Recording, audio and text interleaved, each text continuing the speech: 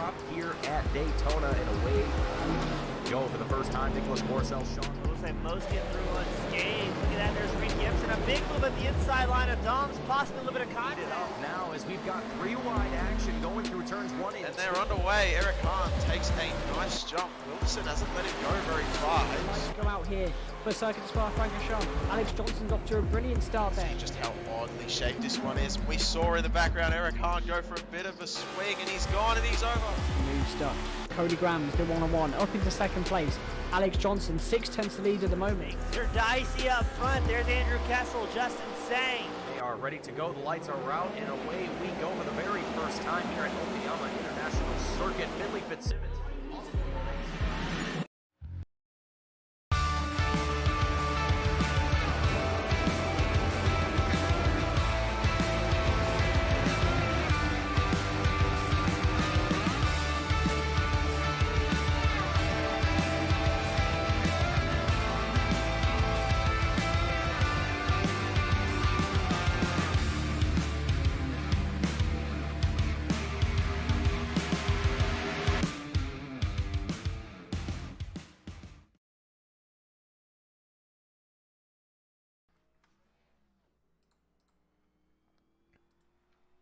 Good evening, race fans, and welcome back to the Velocity Racing League Cup Series. We are here at Myrtle Beach for the Myrtle Beach 200. My name is Mason Heimbaugh. Joined alongside me, my good friend, esteemed colleague, Gareth McAllister, bringing you the action here today with Team Goon Squad, 1080p, 60 frames a second, as always, as we gear up for 200 miles here at Myrtle Beach.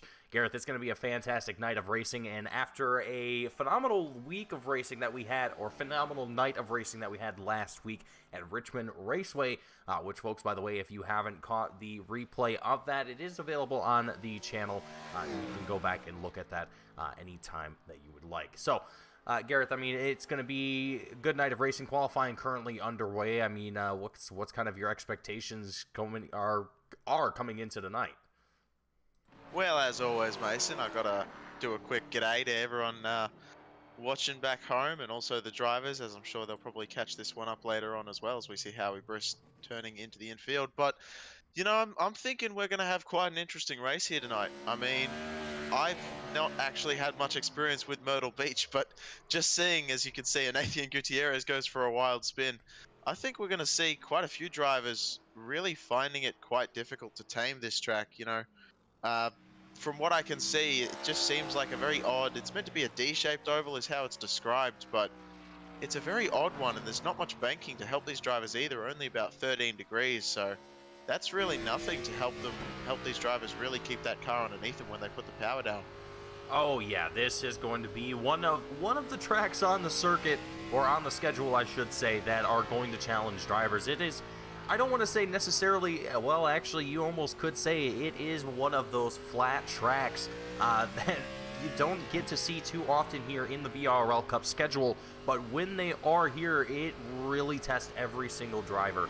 That is why they're often referred to as driver tracks, because it tests the capabilities of everyone that is present on that racetrack. So we're riding on board here with Logan Jones there for just a minute, just kind of giving you folks at home a little bit of an idea of what it's like down here on track at Myrtle Beach Speedway. And I gotta say, folks, I haven't turned any laps here myself, but I can tell you that it is very, very difficult. And if I do recall correctly, that tunnel that you see going over turns 1 and 2, I gotta refresh my memory here a little bit, but I know that there are some, oh boy, James Miller snapping himself into the wall there just a little bit. Jaden Hopp moving his way up into the top 3, but anyway, point being, that part of the track there, I know that there's a bit of, I don't want to say controversy, but I know it's been speculated on in the past because of the, I want to say, how difficult it is in order to repave that section of the track. I'm not 100% on the details, but I'd have to go back and kind of revisit that topic. It's been a little bit since I've learned about it, but Gareth, I mean, it's looking like Tony Hillbrands and Howie Briss are going to start up at the front row. Jaden Hopp, our previous race winner, and also our current leader in the Drivers' Championship, going to be starting alongside with Logan Jones.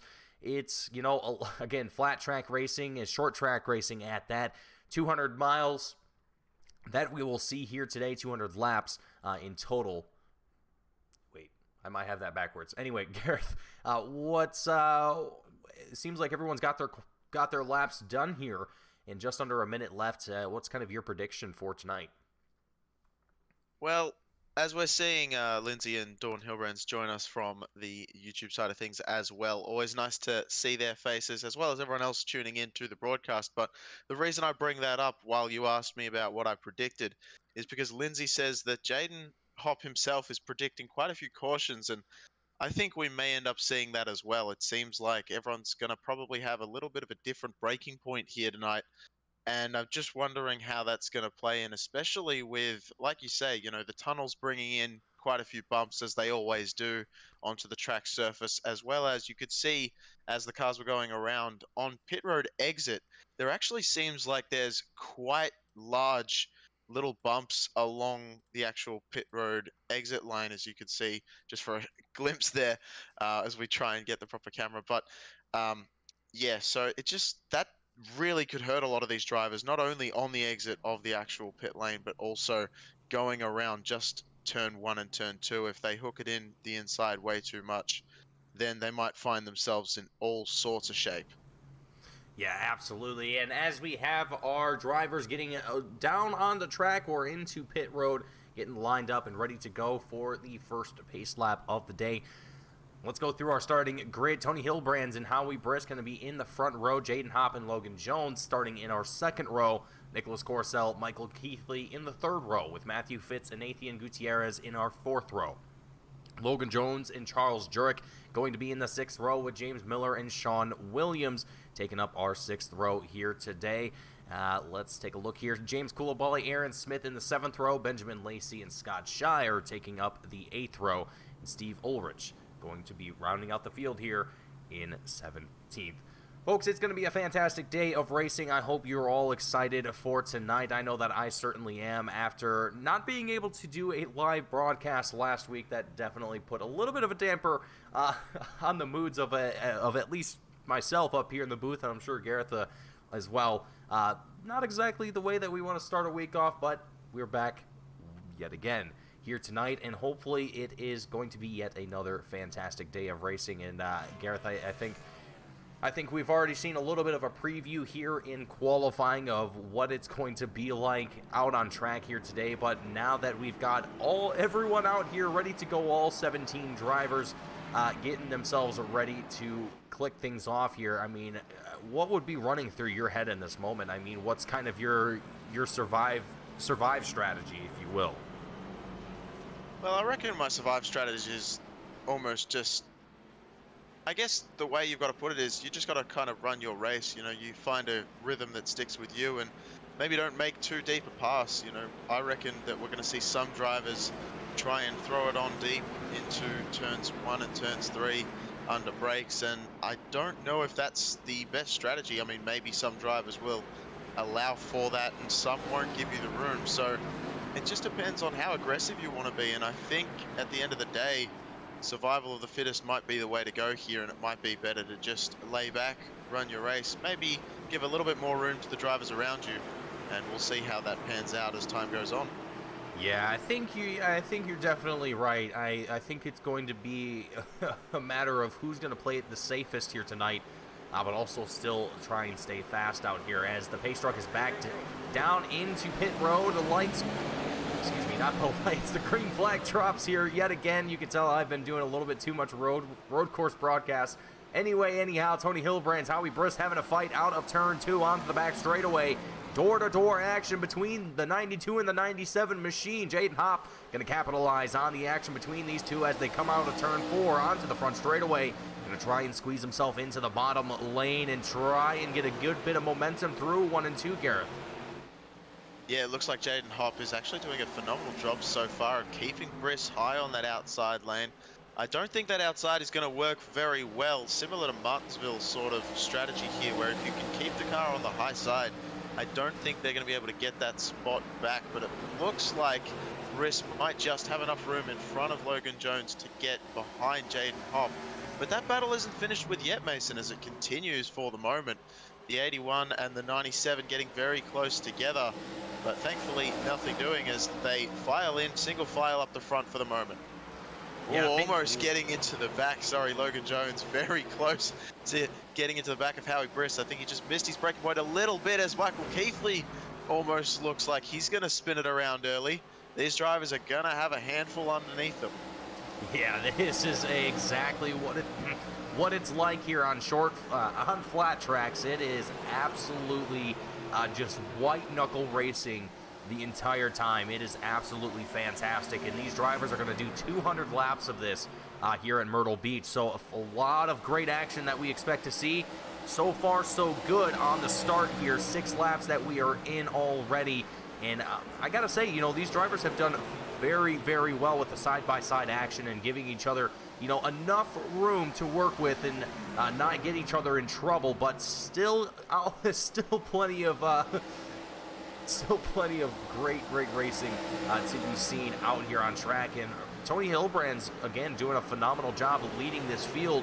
It's just a matter of staying clean and consistent and holding your marks. But we've got great battles here for 9th place as Matthew Fitz, Logan Jones are side by side. Excuse me, it's 8th place. Oh, we've already got a couple drivers, Aaron Smith, James Coulibaly involved here in turns 3.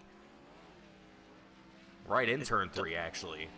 It doesn't look like a caution's come out, so that's interesting. Another couple interesting things I want to mention is that we've actually got 2 Logan Joneses showing up on our timing software, so that's an interesting one that we're going to have to keep track of which Logan Jones we're actually talking about for a second here. As you can see, almost hinting at 3 wide a little bit back there in the pack.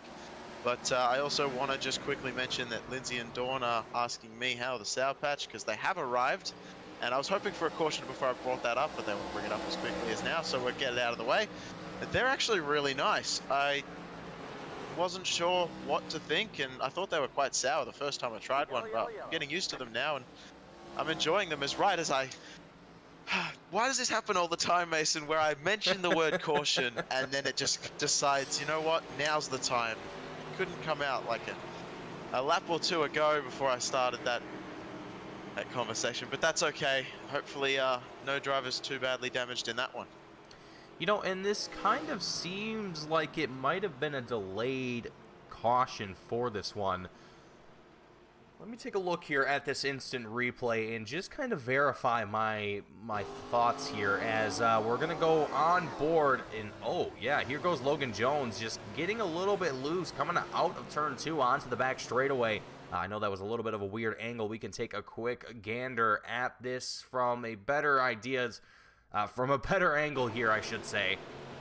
Just all on his lonesome, and again, this is exactly what happens on a flat track when you get just a little bit too aggressive on that throttle on the exit. It is absolutely very easy to lose that rear end of the car, get those tires spinning.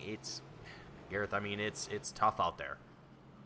Well, like you said, white knuckle racing, and you know, these cars are darting, you know, as soon as you basically get on the power, these things want to turn. So you're fighting it to keep it in a straight line, and I'm sure we can see as we watch laps pass, I'm sure we'll see some of the drivers up front really snapping left and right, just trying to fight that machine to stick in a straight line. But we should mention that was the number 3 of Logan Jones, not the number 75 of Logan J. Jones. Oh man, that is going to trip everyone up now. Yeah, that's going to be a bit of a mouthful. We're gonna try our best to see if we can differentiate them to the best of our ability. But you know what time it is, Mason, as we are under caution. I'm sure you know what time it is. I don't have to specify that one. Marcus Rigol also bringing his thoughts and saying hello in the YouTube chat as well, so great to see him out there as well. But Mason, I gotta ask you, where do boats go when they're sick? Oh my god.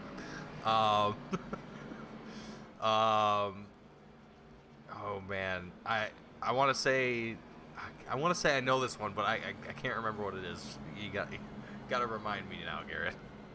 When a boat's sick, they go to the docks, Mason. Oh my god.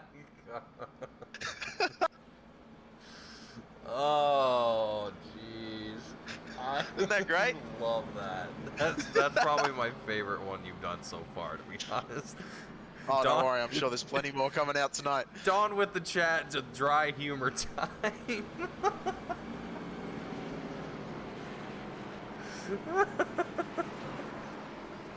See, Dawn knew it. Dawn knew it. Yeah. You know what? Worth it. God. Worth it all the time. Well, you know what? It passed the time because here it is. The pace truck is back down into pit road as we come through turns 3 and 4.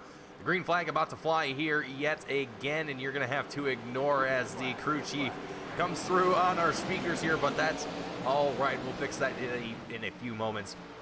As Tony Hillbrands takes the green flag, Jaden Hobb going to be up on the outside. Coming out of turn 2, it is good action here as Howie Briss makes a move up into second place. Great momentum out of turn 2 allowed him to make that push up there as the 75 of Logan J. Jones gets lost into 3 and 4. A big, spectacular moment there. It looks like a majority of the field able to get away from that one here. Let's go back and take a look at the instant replay here, Gareth, and see exactly how this one unfolded. Yeah, it was really nothing short of phenomenal that all the other drivers managed to avoid Logan J. Jones. Oh, he's got a little bit turned there by Keithley, just tapping the rear end there mid-corner. I think Keithley expected him to get on the power just a little bit earlier than he did and spun him around there. But yeah, Logan J. Jones, very lucky not to get plowed into the side of by oncoming traffic. Great job from everyone, namely Scott Shire and James Coulibaly, among others, to avoid the very sideways 75 machine there.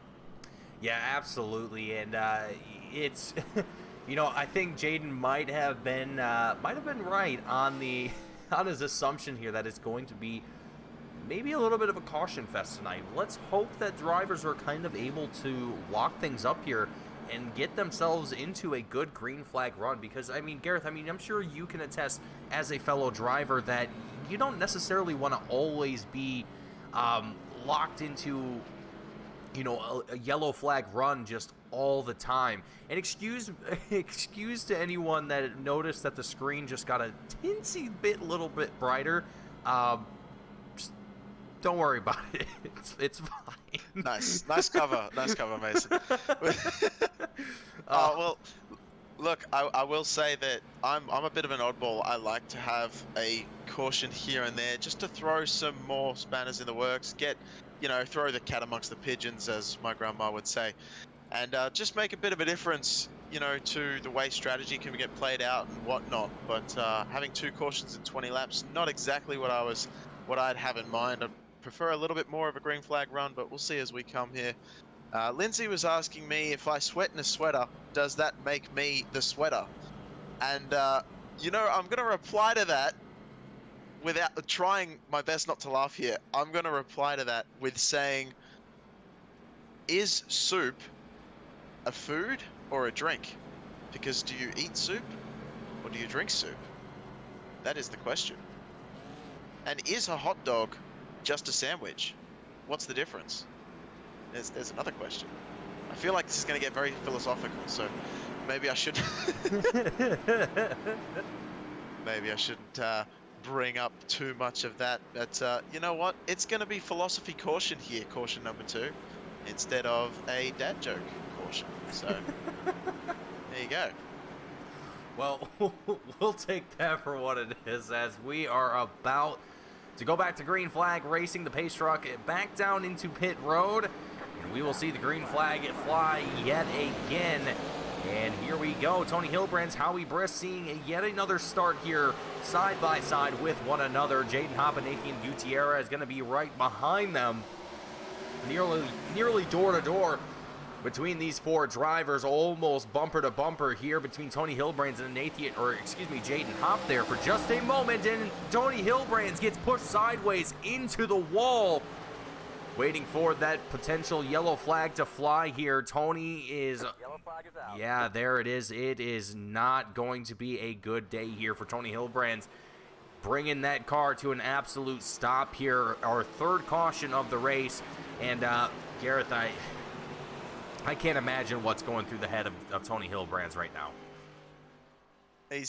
Well, it's probably why me, because we've seen this so many times with Tony Hillbrands just unfortunately getting involved in incidents that are out of his control and more or less just tough racing. And we saw there, as far as my naked eye could see, Howie Briss and Tony Hillbrands were just side by side having a good battle. And I think they just slightly, got into each other. There wasn't quite enough room there. I'm pretty sure, again, from what I could see, I believe Howie Briss was as high on the track as he could be. And the two, yeah, it definitely looks that way. And the two drivers just got into each other, as I think Hillbrands was trying to get on the power a little bit more. And Briss was just there. And yeah, Briss actually hit the wall there. So that's literally as high as he could get away from Tony Hillbrands, and just an unfortunate situation. He's going to slam that inside wall there. Man, that's a lot harder hit than I expected. Yeah, big time hit here for Tony Hillbrands. Very unfortunate to have happen, but luckily for Tony, it's not exactly the end of the world. While it sucks, and it's going to take a while to get back up to the front of the field, he still has that potential to work his way through and try and get back up there and get back in the fight.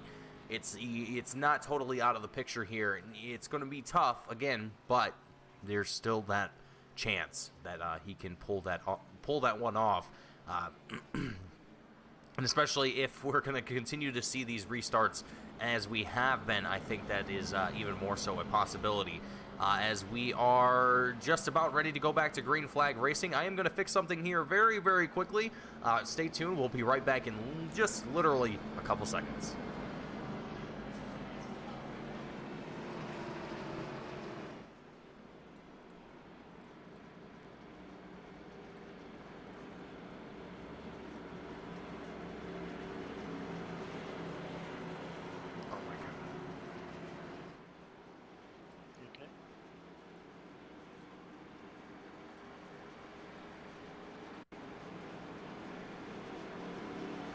Alrighty, folks, welcome back. Sorry about that. Back to green flag racing that we have here today at Myrtle Beach Speedway. Lap 28 up 200. Howie Briss and Nathan Gutierrez is going to be up at the front of the field with Jaden Hopp in third place. Going to fall behind the 07 driver here.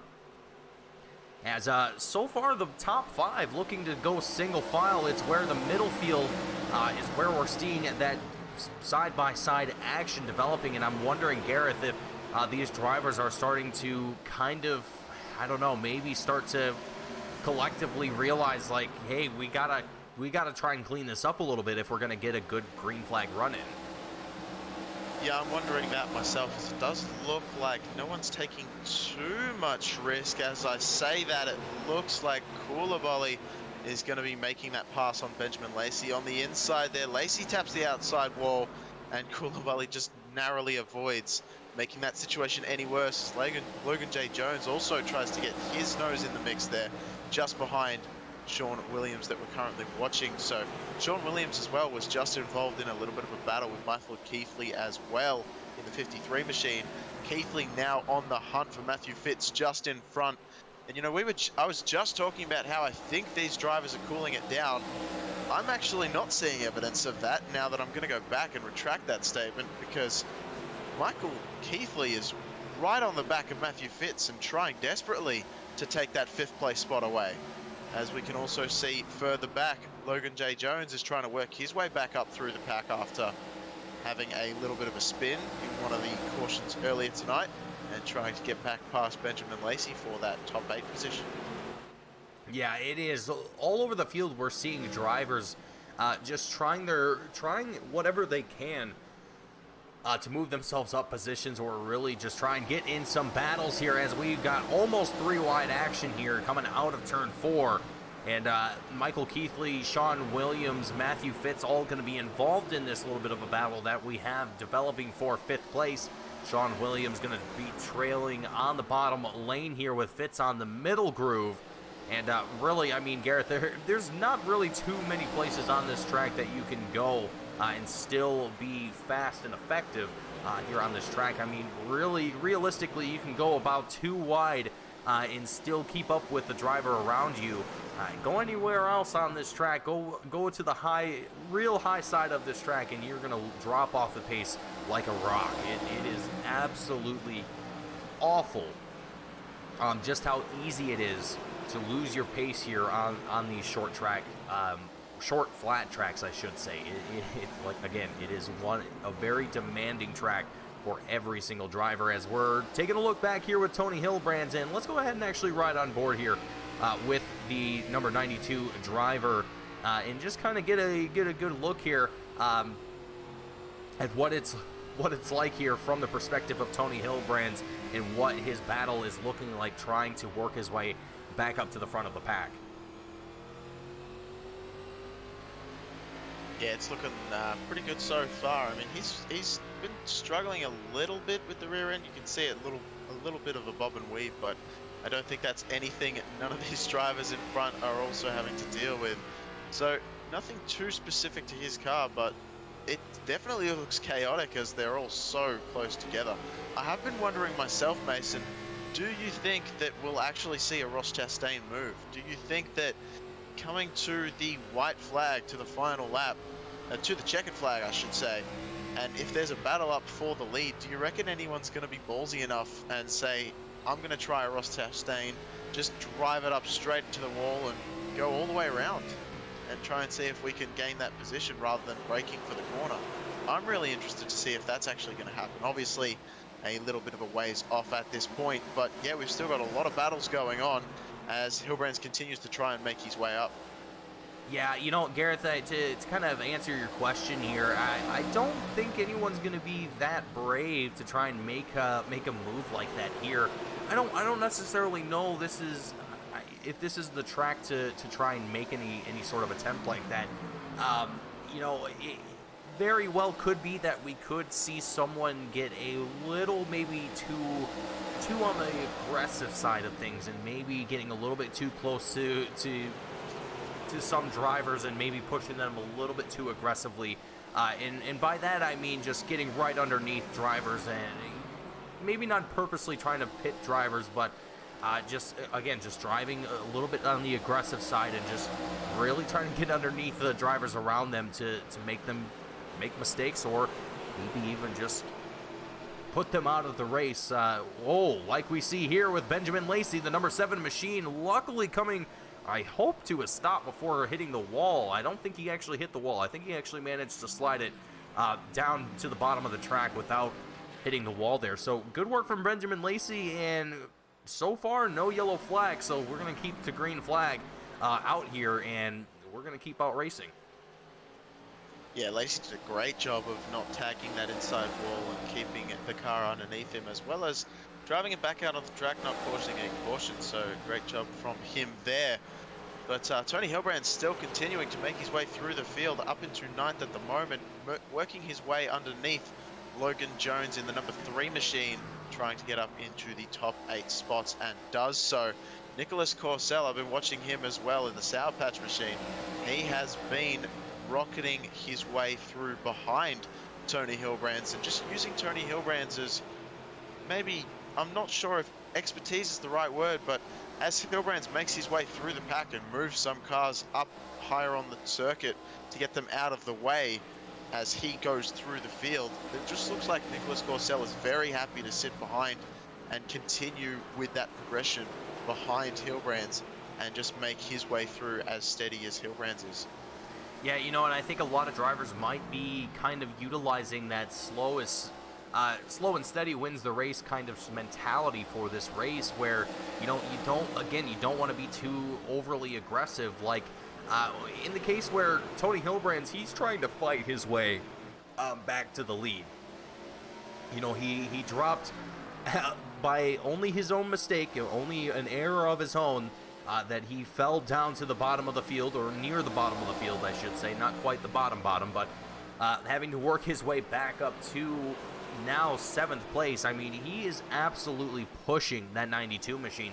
And one of the things that we've kind of got to look out for and pay attention to is what his tire degradation is going to look like. Is he going to be struggling with that car later on in this stint, which, based on what we've been given up here in the booth, our fuel window is 120 to 130 laps. So we really are only going to see probably one pit stop for this entire race, and we're already a quarter of the way through this event here. So, I mean, Gareth, it really seems to be that I think it's going to be interesting how some of these drivers are going to handle what I guess really could be described as their long run speeds and short run speeds here at Myrtle Beach.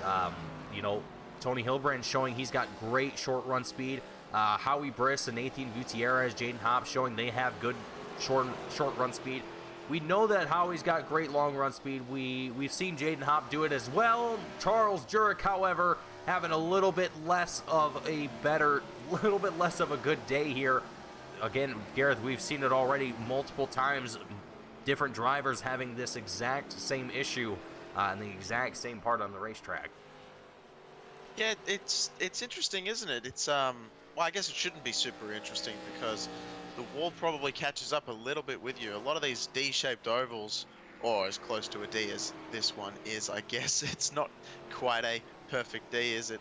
But yeah, that wall really catches up to you on that outside line when you come out of turn 2. And I think that's really catching a lot of the drivers off guard. They're so used to coming out of 4. And I know myself, whenever I've done some practice laps on D-shaped ovals, you almost forget the rhythm because the exit of the corners is so different. You know, the entry's not as bad because coming into 1 or coming into 3, either way you're on the brakes. You might just be on a little bit harder or a little bit less, but trying to find that perfect moment of when to get on the power can really make a difference of whether your car completely spins out of control or whether you can get a good launch off the corner. And unfortunately, what happened to the 76 machine was the former in that equation. Yeah, it is definitely an unfortunate situation, but what is a little bit more fortunate is the fact that everyone's coming down into pit road very, very early in this race here. They are allocated 5 sets of tires here for tonight's race, so that makes me wonder, Gareth, if tire wear is going to be one of the key focus points of today's race, where, you know, they might be able to stay out on track for 120, 130 laps on fuel, but the tires might have a little bit of a different story to say, as, again, flat tracks are pretty, I would say, pretty well known for eating tires. It is no question that flat tracks are going to just absolutely disintegrate any fresh tire that you have out there, or any tire that you have out there for that matter. It is very aggressive on any sort of tire that you put out there. Look, I certainly think so. I don't think that the tires are lasting as long as these drivers would like it to, but at the same time, you know, we're getting cautions. We're about 56 laps out of 200, so it makes sense to me to grab a fresh set of tires underneath you. And Tony Hilbrand's one of those drivers, as well as Howie Briss, came in, I believe it says actually the lap before everyone, so that's interesting. In lap 53, everyone else says lap 54.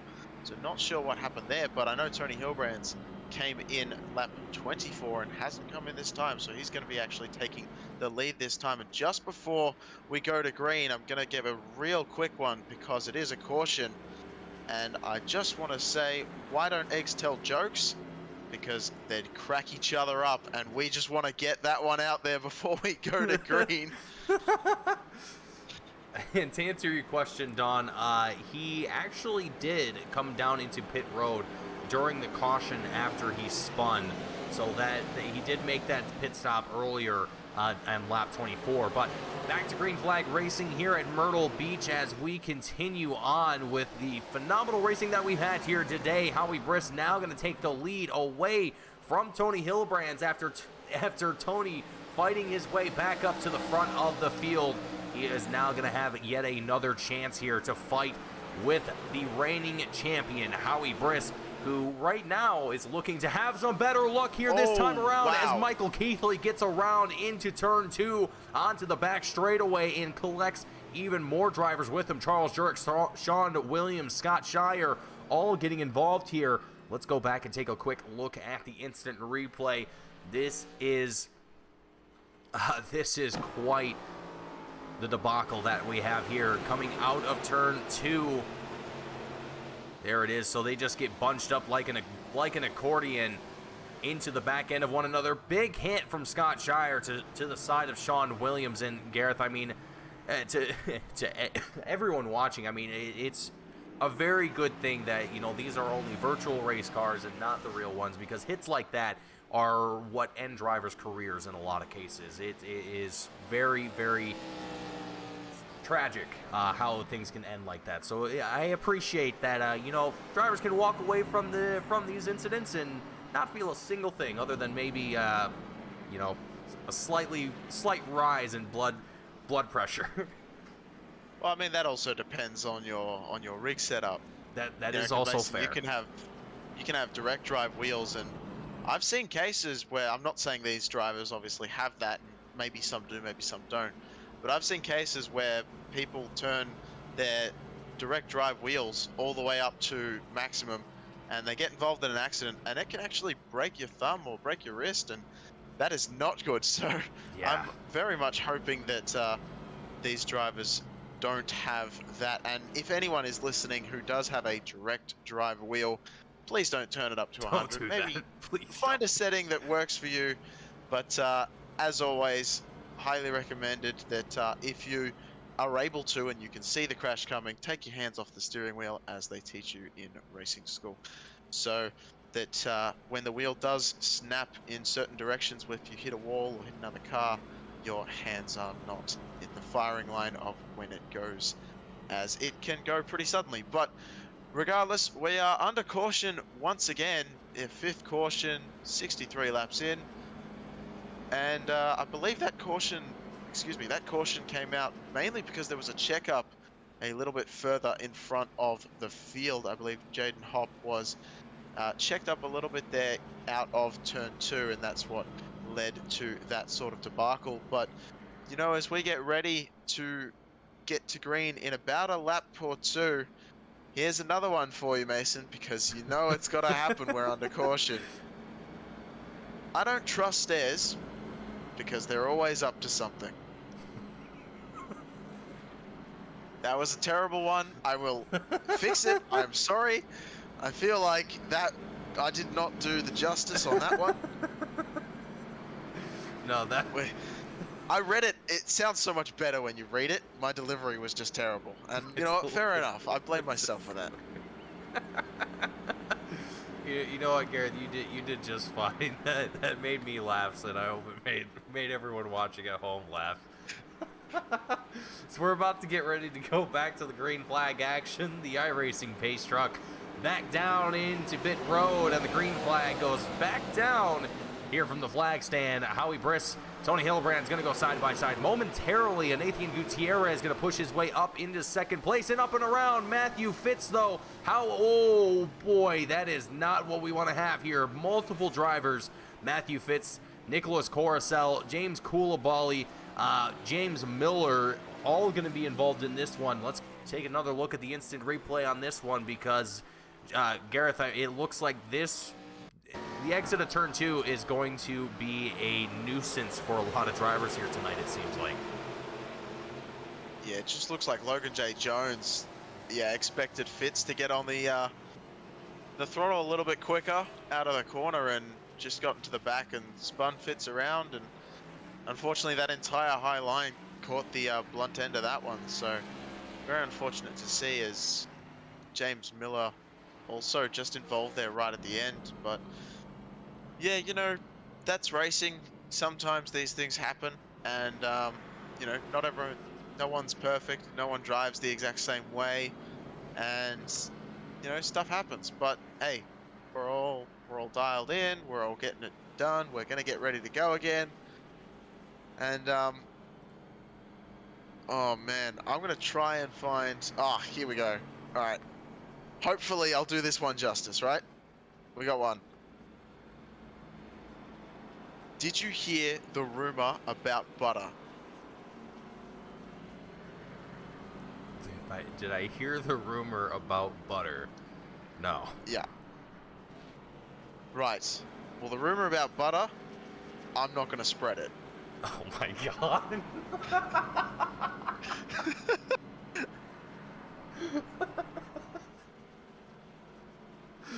Oh my god. Why? So I'm very happy that that made you laugh for as long as it did. That felt like I tried to do that one as well as I could, and it seemed to work pretty well. So pretty happy about that one. That was a good one. Oh. Alright, Dawn and Lindsay are saying they didn't catch my last one, and that's fair enough. I did say it quite quickly. It wasn't that great though, but you know, since we've got to appear to the fans. So the last one was, I don't trust stairs because they're always up to something. Mason, are you okay? I feel like... I'm fine. I'm fine. Well, everything is fantastic over here. All right, sounds good. Well, you know, that's the one good thing about having all these cautions. I get to amuse myself as well as you and hopefully some of the fans watching at home. So that's what I strive for. I strive to be bring a little bit of light, bit of humor, not keep it all too serious. And Mason, I'm not trying to say that you don't as well. I know you have a good laugh here as well, and that's really what I think brings us all together closer as a community. And I think that's what we strive for here at Team Goon Squad. But yeah, Howie Brisson and Nathan Gutierrez going to take it off onto the start of this one. yeah, it looks to be an exciting restart here as Howie Briss and Nathan Gutierrez going to be up in the front row. Tony Hillbrand's Logan Jones off in the second row. The green flag down here yet again from the flag stand as we go back to green flag racing here at Myrtle Beach Speedway for the Myrtle Beach 200. Howie Briss down on the inside line. Tony Hillbrand's trying to stack up with him. Jaden Hopp also trying to get up here, the championship contender, looking to also get into the top 5 and even further. Jaden Hopp currently down 2 spots from where he originally was there in the top 3. So Jaden looking for a little bit of redemption this restart. Michael Keithley also looking to squeeze himself into some of the action here. It is rather spicy out here on track, Gareth. Oh, very much so. And I have to point this out just quickly as well. While we still got a crazy amount of racing, what is happening up there in the front? Howie Briss and Nathan Gutierrez got together and they both drove it in way too deep, collecting the outside wall. And Nathan, a lot of damage to the front right of that 07 machine. And he looks like he's coming down pit road. So that is looking very unfortunate for him, as we have stayed green throughout this run though. And it looks like 3 wide, a little bit further back with James Miller, Sean Williams and Nicholas Corsell. Miller just diving it in a little bit deeper on the outside lane, able to make that one stick. But yeah, that looked very dicey indeed. And as I was going to say, Tony Hillbrand's was, speaking of, okay, we were getting very close again. And Tony Hillbrand's one of those drivers that he has not come down to change tires like the rest of them. So he is on older rubber. And I'm wondering if that's contributing to what we're seeing right now as we're thinking about 3 wide once again. It is absolutely incredible how spicy the action is here as we come into turn 2, and things get dicey quickly for multiple drivers. Tony Hillbrand, Sean Williams, Benjamin Lacey. I mean, it just goes on and on here, Gareth. It is absolute chaos. And you know what? I think Jaden Hopp might have been absolutely right about this race. It's only proving, he's only proving himself right at this point, given that we are currently working on, what is this, caution number 7, number 8? Let's take a look at the instant replay here as there goes Tony Hillbrand's getting a little bit sideways. Multiple other drivers also involved. Sean Williams, Benjamin Lacey, James Miller, the 52 machine, Steve Ulrich. Oh man, Scott Shire. Gareth, this chaos. It's better to say the drivers who weren't involved in that one that are on the lead lap still, and those include Logan Jones, Michael Keithley, Logan J. Jones, and Scott Shire. Those are the only 4 drivers that are on the lead lap that managed to avoid all of the wrecks that just happened, that we just witnessed. I mean, that was just chaos.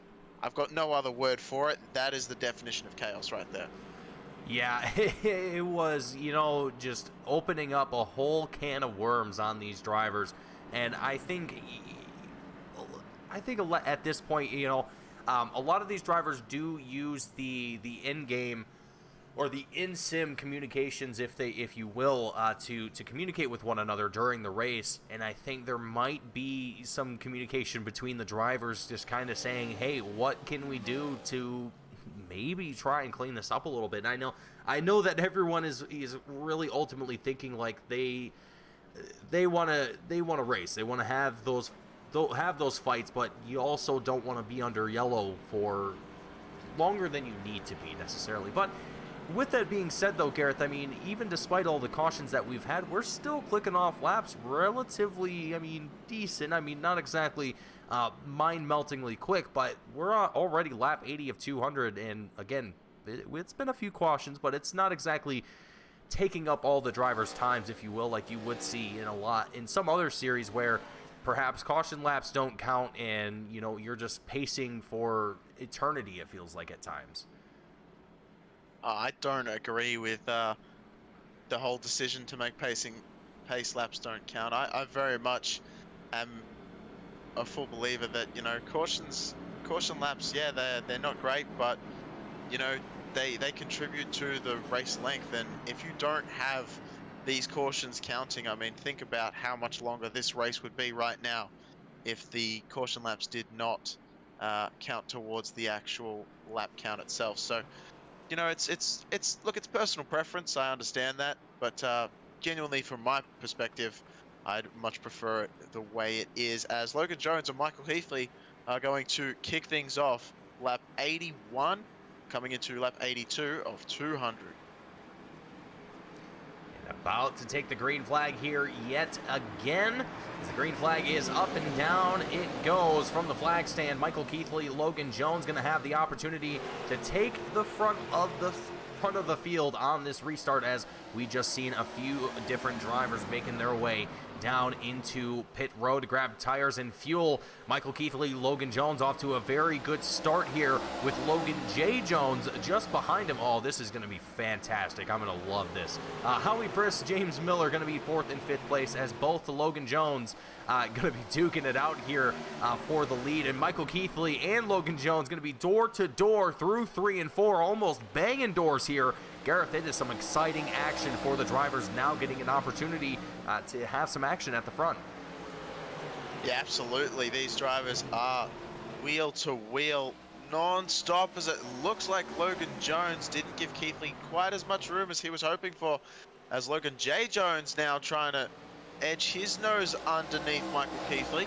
Keithley doing a great job of really heavy on the block there and avoiding that one, as Howie Briss tries to do something on the outside line as well now.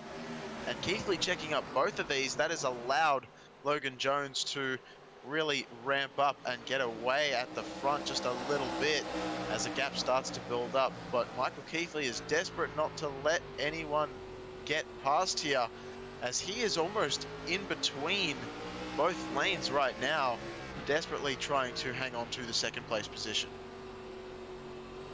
Yeah, it looks to be a rather, I mean, these drivers are experienced. They're not exactly ill-familiar with, you know, fighting for these positions, but it's also worth noting that they don't often get this time to be in this situation where they're leading the field. They're in first, second, or third, or in the top 3. These drivers usually, they work hard to be in the spots that they're in, and right now I think they are just ecstatic to be up here and are now just giving it everything that they've even got here at this moment. And Michael Keithley now seeing the pressure from Howie Briss as he makes his way down to the bottom lane and makes his way up into second place here. Keithley running a very high line here, it seemed like they're almost touching the wall down the front straightaway, as now it's going to be James Miller moving his way up into third place. And Logan Jones going to start to feel the pressure of the number 97 here before too long, as Keithley falls back into fourth now with Logan J. Jones sitting in 5th and looking to see if he can move his way up through the field. Tony Hilbrands, the leader who started the race here, currently in 7th place and having a real up and down night here, Gareth, but is still doing phenomenal in trying to work his way back up through the pack. Yeah, well, he's done a pretty good job, as you said, and you know, the thing is that he also came down, I believe, our last caution along with some of the other drivers who were involved in a little bit of an incident. So his car's looking pretty fresh for the most part. I think a tiny bit of damage on the front still there, but not a whole lot.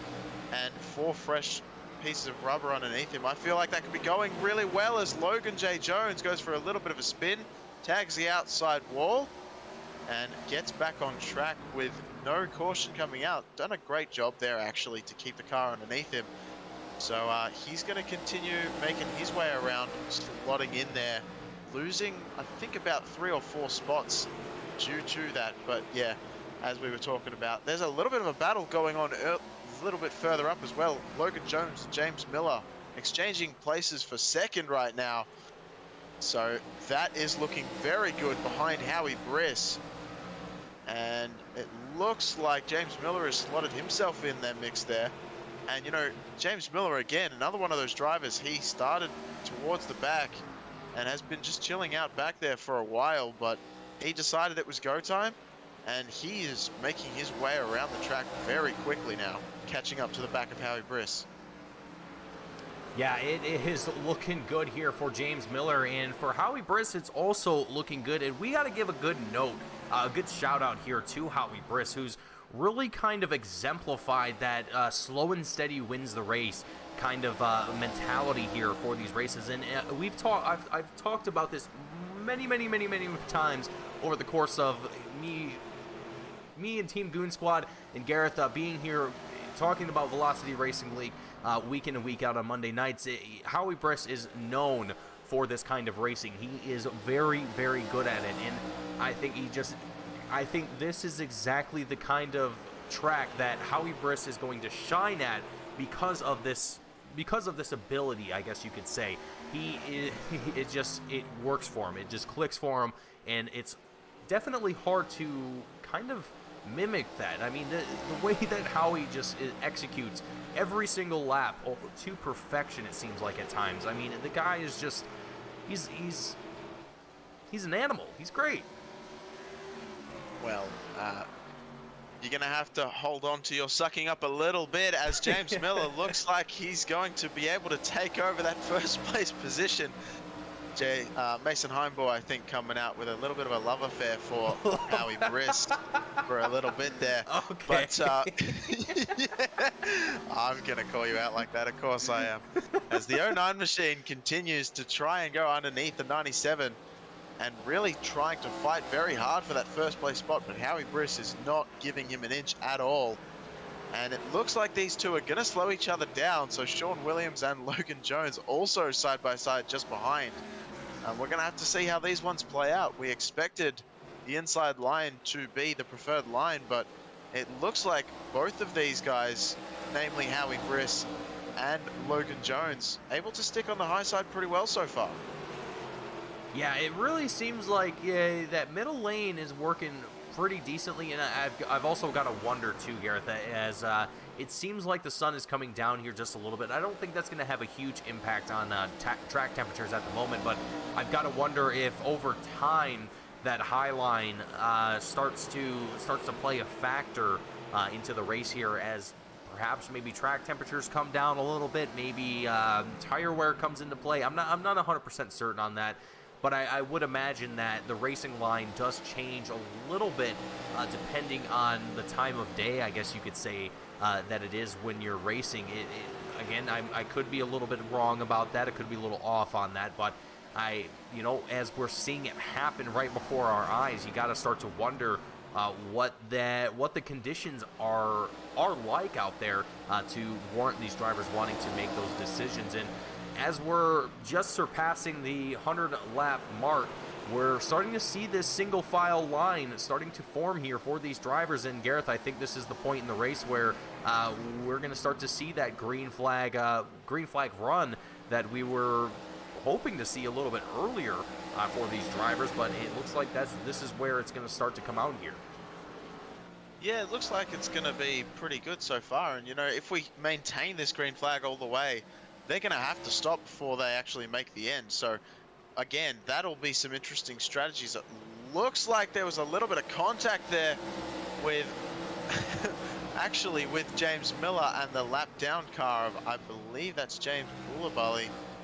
And I think that he actually just nudged the back end of James Miller just a tad just there. So that's certainly adding some fireworks to this race once again. But, you know, I will say that, you know, like you were saying, when the track temperature drops, you'll find that there's a lot more grip in these cars. The tire wear won't be as big of an issue.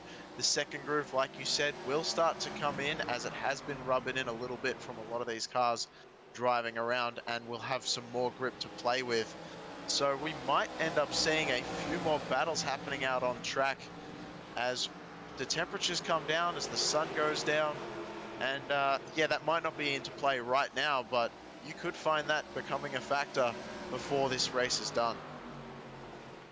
Yeah, things are looking real good out here for the drivers and for the field and for the racing overall at the moment. I mean, these drivers now getting a chance to really get in a true long run in today's race. I mean, the first half of this race has been a, you know, kind of just a restart fest, if you will. But now that we've kind of given drivers a little bit of room to work with and an opportunity to just click off laps here, I think this is where things are going to start to change. And as the sun is starting to set here at Myrtle Beach, I think with the lights coming on here, potentially, I do think the lights will come on before we reach the end of the night here. I could be wrong. We might even click off the next 90 laps before we even see the sun fully set here. But Gareth, I mean, yeah, it's looking very solid out here for most of these drivers. A lot of these guys are just going to be in the mindset of just clicking, well, just getting themselves locked in and ready to click off the next, you know, 50, 60, 70 laps or whatever it might be before they decide to come down into pit road, which I would have to imagine for, let's see here, for drivers like Howie Briss, Logan Jones, Michael Keithley, Logan J. Jones, Matthew Fitz, I think these drivers are going to want to come down to pit road before the end of the race. I don't think they're going to be able to stay out all the way until the end. I mean, I could be wrong, but that would definitely be stretching it, even for short track standards, where things kind of can be, well, you can kind of play with things a little bit like that, if you will, as far as strategy goes. Yeah, I don't think anyone's gonna make it to the end, but I've been proven wrong before, so I wouldn't be surprised if you see some of these drivers try and see if they can stretch their fuel as much as possible. But the question really is gonna be if the tires can hold up as long as a fuel run. We talked about it earlier. I'm not so certain the tires are gonna be able to last, you know, a full 120 or so laps, and that's gonna be really interesting to find out as well. I've noticed Dawn Hillbrands in the chat is asking me to finish my Sour Patch story.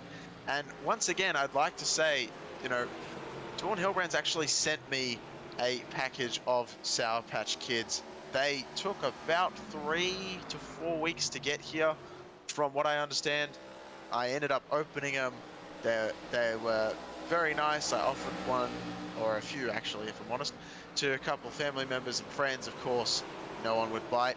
So I guess that entire family pack is all mine, and we're going through it slowly. Unfortunately, some of the Sour Patch Kids did fuse together, and I'm going to assume that's because of just basically how long it's taken them to get here. But I've tried quite a few of them. They're quite nice. I don't really have a preferred color because the blue one's they all the seem best. to taste pretty similar.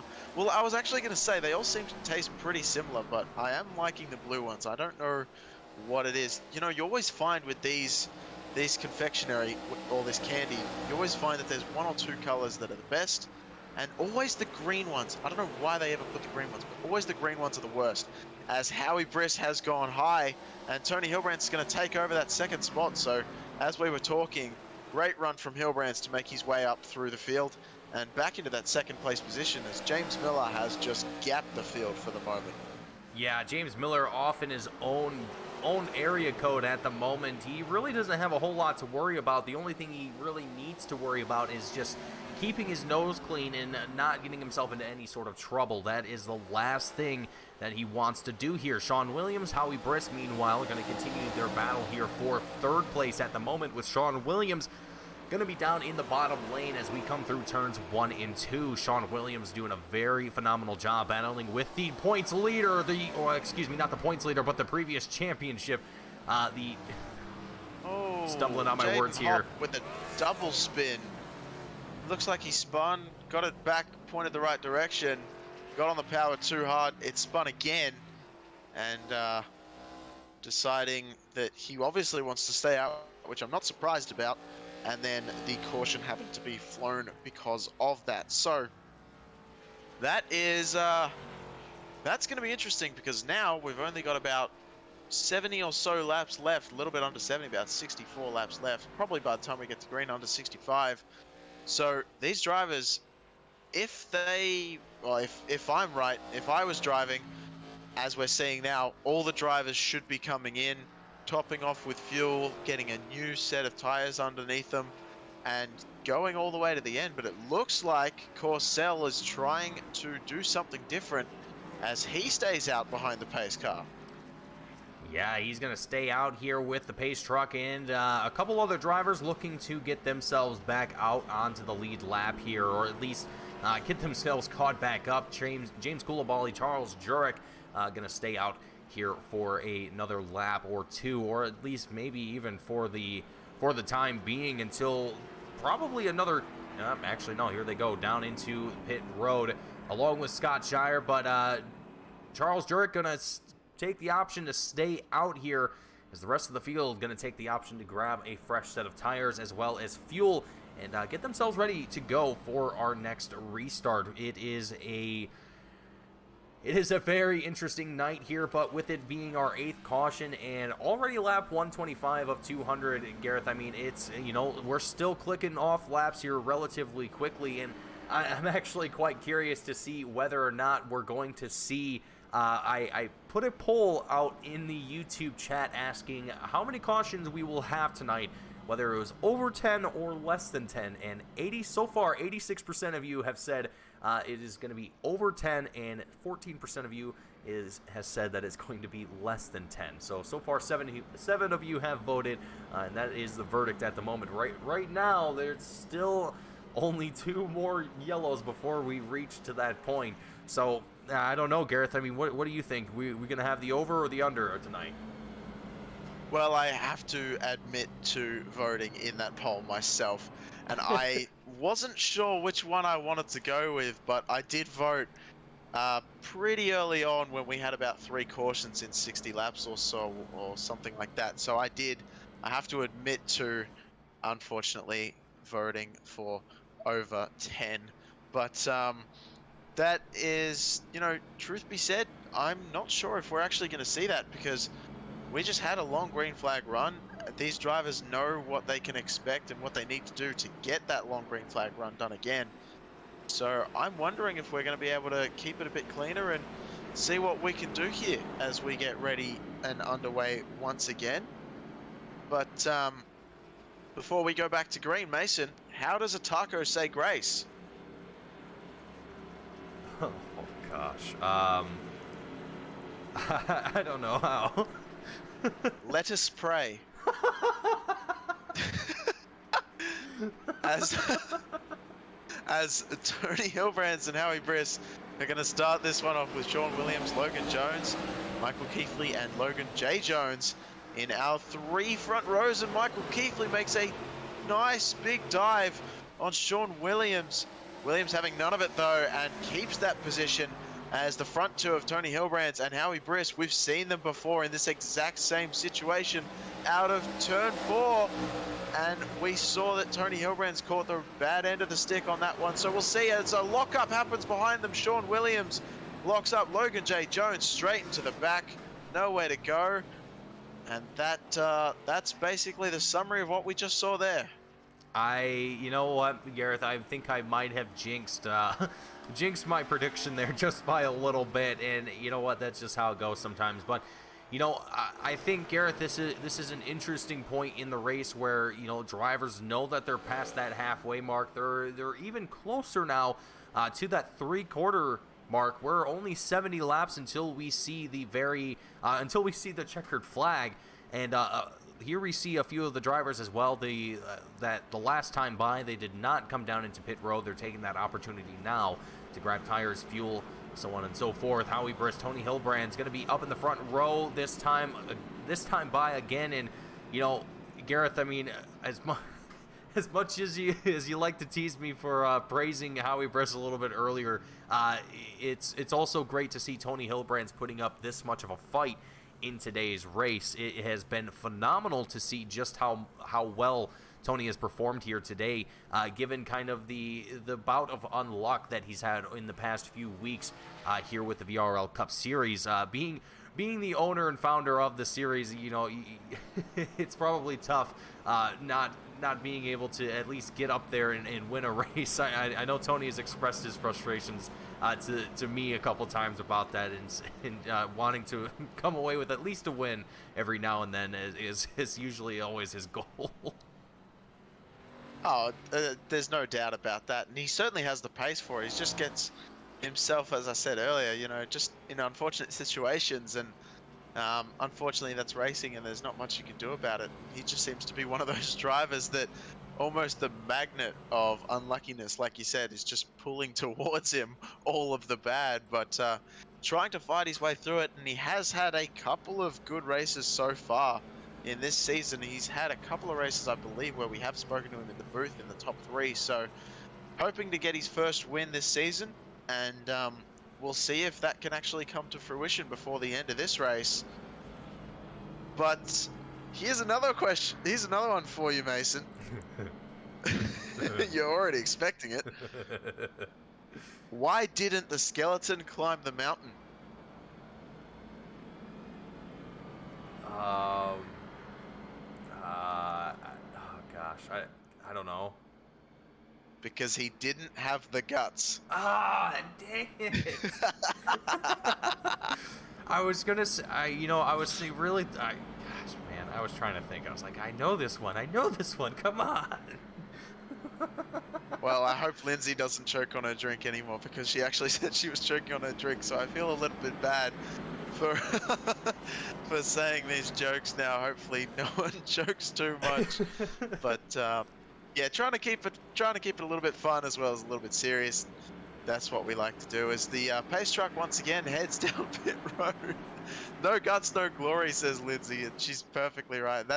I couldn't think of a better saying to fit the mood just then. Yeah, I think we have some of the best audience that anyone could ask for a group of viewers. We appreciate every single one of you who tunes in with us every single week. You guys make the show for us. We just merely talk. That's all we're here for. But Howie Briss and Tony Hilbrand's taking the green flag here yet again. And so far, so smooth this time around as we come back across the line, completing a full lap here after this restart. And yeah, things looking, again, a little bit smoother this time around. A couple drivers getting side by side. Squirrely here for the number 75 of Logan J. Jones, the Kellogg's machine, just getting into the side of the 53 of Michael Keithley. And Logan J. Jones trying to fight that 75 machine to keep it straight, and goes 3 wide there for a moment with Matthew Fitz as well as Charles Jurek. Very close racing between these drivers here, Gareth. Yeah, Jurek as well, you can see he just locked up the brakes on that right front tire, I believe.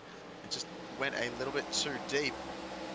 But managing to keep it underneath him and keeping the 75 of Logan J. Jones at bay for the moment. But doing a great job so far is Logan J. Jones not getting too much involved with some of those incidents. Really could have spun him around, but thankfully avoiding spinning, doing a full 180 so far. In this one, as it looks like Jurek almost got into the back of Matthew Fitz, and there's a very, very close battle going on there as Sean Williams in the 89 machine is looking to do something. And speaking of doing something, Logan J. Jones almost, I mean, we cannot pan the camera anywhere else at this point, Mason. This is looking dicey.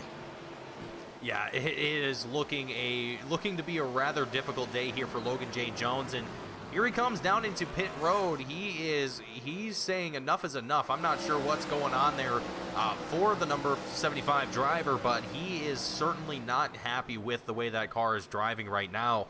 And that, you know, Gareth, that's another thing here about the Velocity Racing League series, the Cup series, I should say, is the setups for these cars are all built by Tony Hilbrands, and by all I mean it's one setup that is shared by all drivers, so everyone is using the same exact setup for these cars. And you know, some drivers may not prefer the way that this car might handle in this track. You know, again, there's a lot of different ways that drivers can set up their cars to make it drive a certain way, to make it more suited to their driving style, if you will. Some drivers prefer the car to drive a little bit more tight.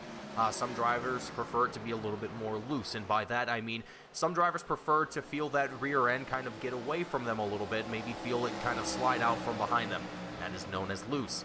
Some drivers prefer it to do the opposite of that and stay kind of locked in place, whereas that would be a tighter driving race car. So I'm not exactly certain where Tony likes to toe that line. I kind of like to think he's more of a likes to have a tighter kind of race car, but again, I wouldn't know. I'm not a pit crew, or I'm not a setup person. I don't do those things. I just sit up here in the booth. You know, thankfully we don't need to know a lot of those things. It's very technical, but I will say that, you know, there are a small amount of adjustments that the drivers can do inside these machines, you know, making their brake bias forward or back, you know, helping that car to turn in or not, as the case may be, as the rubber really wears out, as well as maybe changing their driving styles, as James Miller once again on the long run showing his pace. As we continue under green, James Miller seems to be the car to beat, and he is absolutely hounding the rear end of Howie Briss at the moment. And these two have gapped the field by about a second and a tenth to Tony Hilbrands in third. And a lot of these drivers, we've seen this so far every single lap pretty much. A lot of these drivers are just tagging that outside wall. They can't seem to get away from it, as they're trying to get as much of a drive out of the corner as physically possible, especially on the exit of turn 4. And James Miller is really trying to stick at the back end of Howie Briss. You can see how damaged his machine is. So I don't know if there is a single car out there that has not been involved in a wreck so far. Yeah, I was just wondering that myself too, Gareth. I don't think anyone has really been able to walk away from incidents here today. I think almost everyone has been involved in something in some form or another. It looks like Howie Briss has a relatively clean race car here. James Miller not quite as lucky here, but still racing side by side here with the reigning champion, and going to take it on the inside here on the exit of turn 4, onto the front straight, across the checkered line, back into turn 1. It's James Miller fighting for the lead here, up 10 spots from where he started at the beginning of tonight. And as we crack into the final 50 laps of tonight's race, this is a mad dash to the end here. And Howie Briss now going to try and put up a fight here yet again to put himself back into the front of the field, or at the very least keep himself here in the top 3 and come away with a podium finish. With James Miller, or the 09 machine, having a little bit of life being blown into the 09 here a little bit later in tonight's race, or perhaps even just saving a little bit of that performance for later on. I think James Miller, whatever the strategy might have been, it is working out in his favor quite well. Yeah, it looks like he's doing a pretty good job. I mean, Howie Briss has not let James Miller go so far, so far away from him. I was thinking of a better way to say that and couldn't manage the words out of my mouth, but it looks like Tony Hillbrands and Logan Jones are changing position just behind them now for the third place spot, as Logan Jones is going to solidify that third place position right now. And Charles Jurek tries to go underneath. Tony tried not to let him, and that almost caused another accident involving Tony Hillbrands as Jurek got a little bit loose on corner exit. That's going to allow Tony to maintain that fourth place position for the moment. But some of these drivers we're starting to see are fading just a little bit. It looks like Tony Hillbrands might be one of them, as he has been traditionally a car that's much quicker on the short run, and then on the longer runs just falling back a little bit. So he may actually be one of these guys that is actually hoping for that 10th caution to come out before the end of this race. We'll have to see if, well, I want to keep a close eye on that, as to see, I want to know if I win the pole. If I win the pole, what do I win, Mason? How about a crisp high five? You know what? I'll take it. I don't know how you're going to high five me, halfway around the world, but we'll figure out a way. If there's a will, there is always a way. And thanks to modern technology, it might be a little costly, but we can definitely get on an airplane and make that happen one day. Well, that's definitely true. I can't deny that one, as Charles Jurek and Tony Hillbrands are side by side once again. Jurek is really sending it in deep, trying to tell Hillbrands that he wants that spot, and he's going to be able to take it as Hillbrands runs along the wall, and Fitz now throwing his hat in the ring, and he's going to take that spot away. Gets a little bit of a nudge from Hillbrands just behind. Thankfully, nothing doing though, and both those drivers doing a good job, as Tony Hillbrands gets way, way loose and very wide on the exit there of turn 4. Yeah, it is looking dicey here, and Hillbrands trying to do all that he can to prevent himself from falling down the tower any further, losing a few too many positions, I would have to say, for himself at the moment. Already down into 6th from where he was at the restart, from 3rd. And Gareth, I'm sure you can probably attest to it a little bit more than I probably can, but these tracks these races can be very demanding on the drivers, very taxing both mentally and physically. And I can only imagine what these drivers are feeling at this point in the race, after having so many restarts and so many different cautions, so many different incidents happen throughout the night. I'm sure it has just been a very tough night, to say the least, for a lot of drivers. Yeah, I think, whoa, Tony Hillbrands getting about as loose as you can possibly imagine. I'm not sure how he's held on to that one. That is very, very scary. You can see just how much he's going to fight the wheel on exit. I'm sure he's going to turn it to the right quite quickly. And of course, once again, it looks all smooth from inside the cockpit as soon as you pan to him. So thank you for that, Mason. Once again, they're getting proved wrong by Mason and all the drivers. As no, you can see a little bit of right lock there, as he's trying desperately to fight and hold on to that machine. Tony Hillbrand, something going wrong with his car right now, and he's going to have to come to pit road to fix that. But where do you draw the line? I mean, he's going to have to hope for a caution really late in the going, because if he pits now, he's lost a lap for sure. Yeah, looking at it now, it really seems like he can't put the power down the way that he wants to on the exit.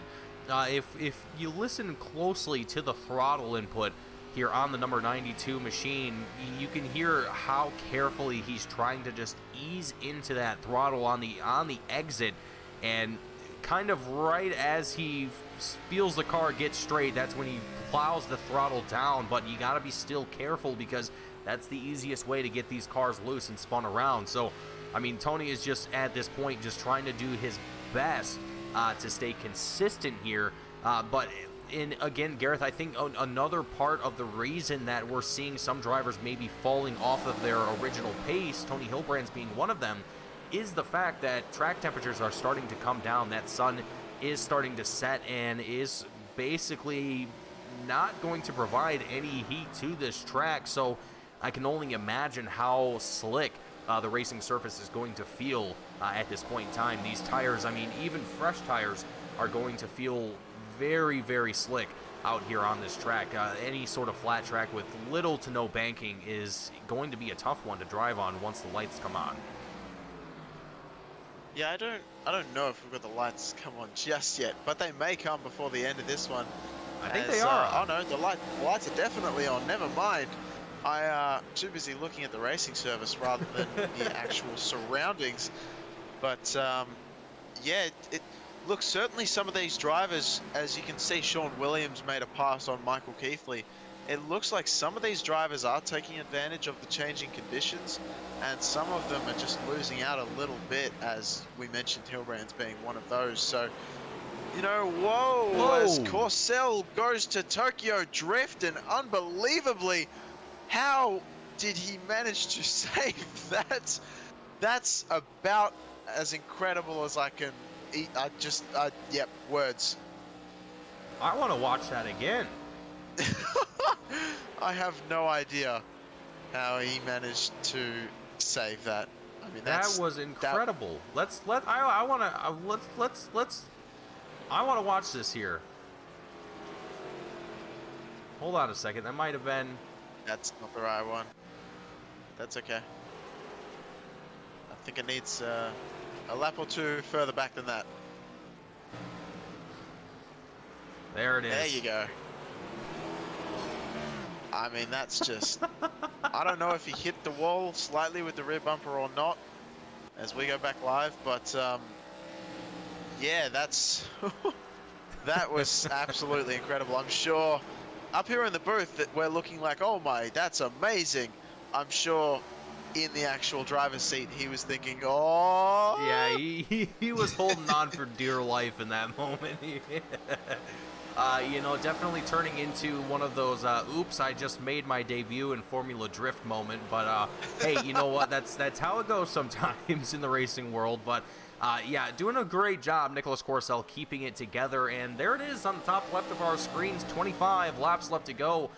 Coming a lot sooner than expected here, Gareth. I mean, I kind of had a feeling coming into the night that it was going to be a relatively shorter night than what we're typically used to here with the Velocity Racing League Cup Series.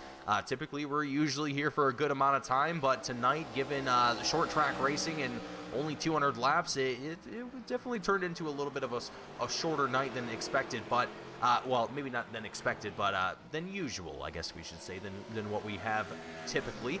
As Howie Briss and Charles Jurek going to continue their fight here for second place. Tony Hilbrand still fending off Michael Keithley and Nicholas Corcel for that 8th place spot, and also, trying to trail down Jaden Hopp and see if he can work his way back up into 7th here with 23 laps left to go and seemingly green flag racing to be seen in the horizon. Gareth, I think we might see this one go green all the way till the end. At least one can hope. I don't want to jinx anything, but that seems to be how things are trending at the moment. Look, Mason, I think you've already jinxed it, so thank you for that. But, come on. As it looks like Charles Jurek is really trying to get underneath the skin of Howie Briss now. And Charles Jurek, one of those drivers who's really come into his own with these changing conditions, so potentially finding what works for him, as James Miller once again, you know, these long runs, James Miller seems second to none. I mean, he is gone. He is 5 full seconds ahead of these two battling for the second position. And I don't actually, I was about to say, whoa, I can't imagine what it feels like to be 5 seconds ahead, because I'm not good enough to know. But yeah, that, well, that's, you know what, I know it's a little bit late, so I can't say you did jinx them, Mason, but, you know, just a little bit, I'm going to imply that. Dawn saying that she's not the one that didn't say it this time either, so This one's on me. Michael Keithley, however, getting himself a little bit loose and really able to save it quite well. Keithley could have had a little bit of a worse situation there, but he did a great job of bringing that car to a stop and avoiding colliding with any other drivers or colliding with the wall any further than what he did. A little bit of a love tap, as you would say. Here to the front end of the 53 machine, as most of the field going to come down into pit road, and Nicholas Coruscant, the number 45 driver, going to remain out on track here.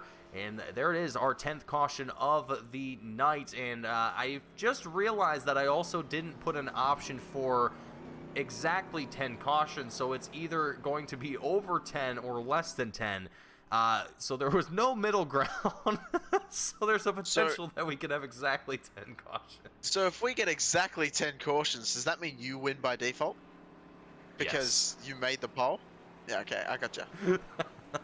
But, you know, Mason, I would also like to say, you know, Myrtle Beach Speedway, I did some research just before we got going, and it's really sad. I noticed that Myrtle Beach Speedway was actually closed in 2020 due to well, basically the people who owned it at the time, sorry for not remembering that specific point, but they sold it to a land developer, as what seems to happen a lot of these historic courses, as this one did open back in 1958.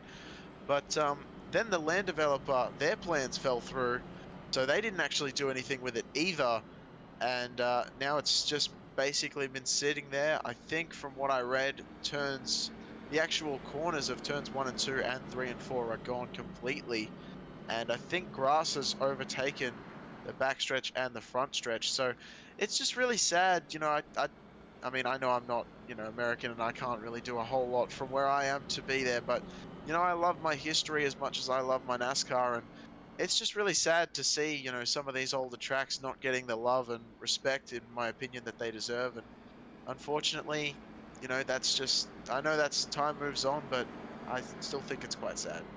Yeah, it is certainly a solemn sight to see when a racetrack is forced to close its doors, or you know, gets bought out by land developers or things of that nature. And like you mentioned, that's what's happening all over the country, all over the world, where racetracks that were put out into locations within their state or in their country that were supposed to be out of the city, and now all of a sudden those same places are being developed into now as well. So it's a tough battle, but let's go back to Green Flag Racing here and celebrate the fact that we still have Myrtle Beach Speedway here living on in the virtual space of iRacing, and we can still enjoy some racing here with Velocity Racing League, as Michael Keithley goes sideways just on the exit of turn 2, stopping right in the center of the track here. So far, no yellow coming out from that one, and there it goes.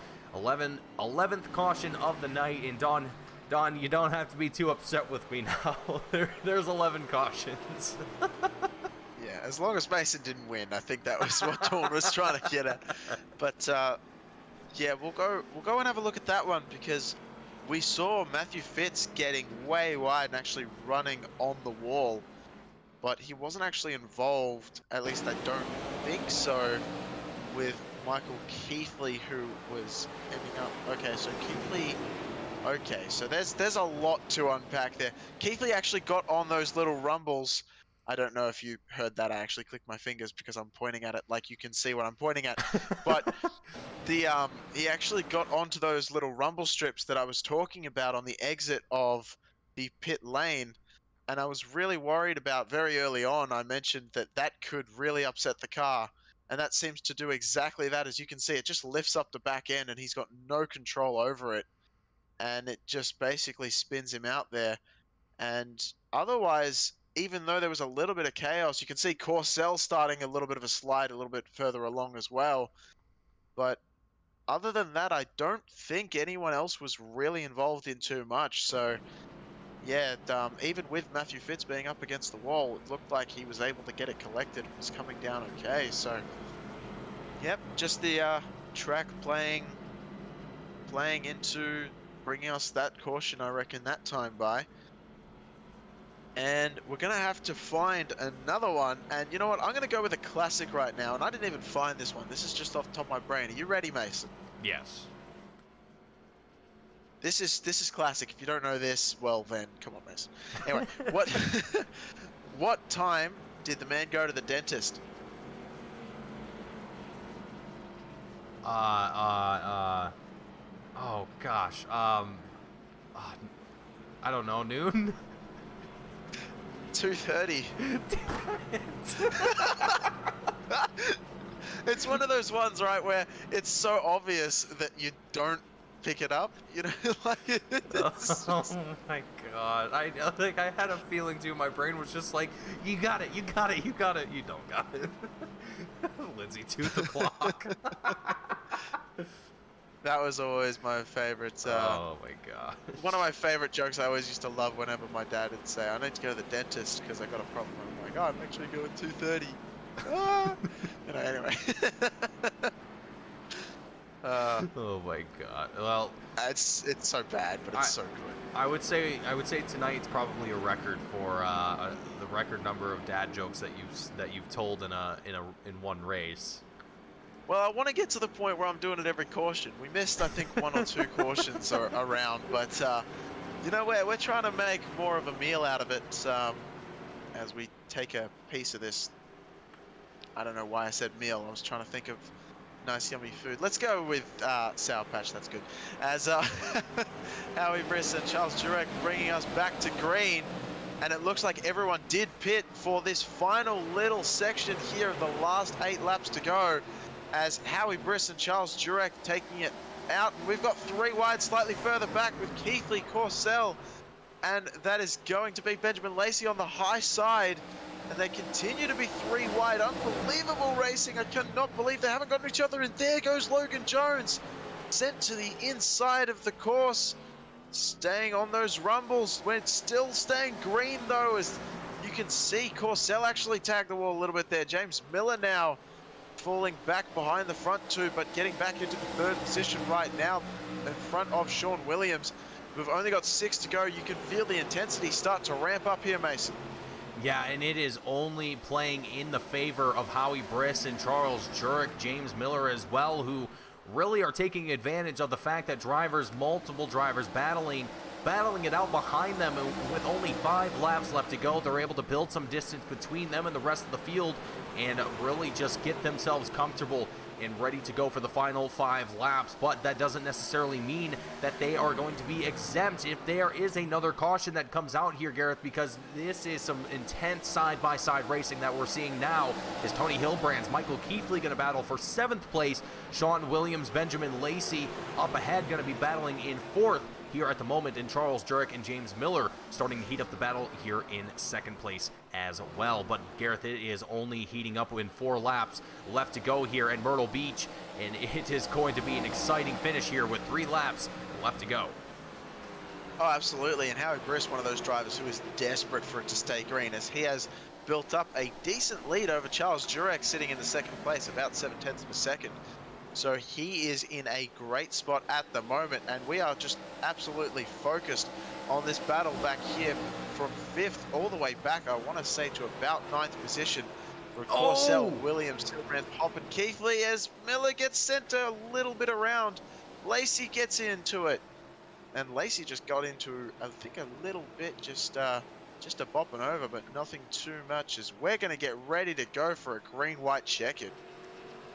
Green-white checkered attempt here for the very first time, and if you will recall, everyone, it is unlimited green-white checkered attempts until we get to the checkered flag here, or until the session expires. So that does mean that I think it's usually we got about 3 hours of total race time before iRacing decides that we have been racing a little bit too long, and we need to take it off the track and pack it up and head on home. But for the time being, we've got plenty of time left, and it is going to be an exciting night of racing here as we get ready to go into our first green-white checkered attempt of the night, with Howie Briss and Charles Jurek going to be up into the front of the field.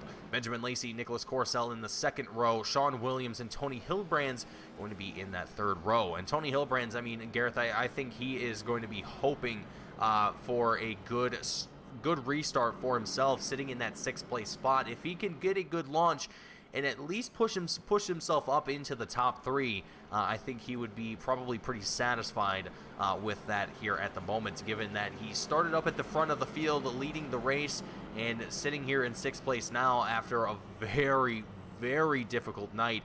I think Tony would just be satisfied with even being on that podium here tonight. Ooh, getting a little bit close to Michael Keithley though on the start of this lap, but yeah, you know, I'm not sure he's going to be able to do it, and I don't want to unfortunately disappoint Dawn, especially after she sent those Sour Patch, so thank you once again for that. They're actually very, very nice. But yeah, you know, Tony, I think he's in that situation because he's stuck on that high side line.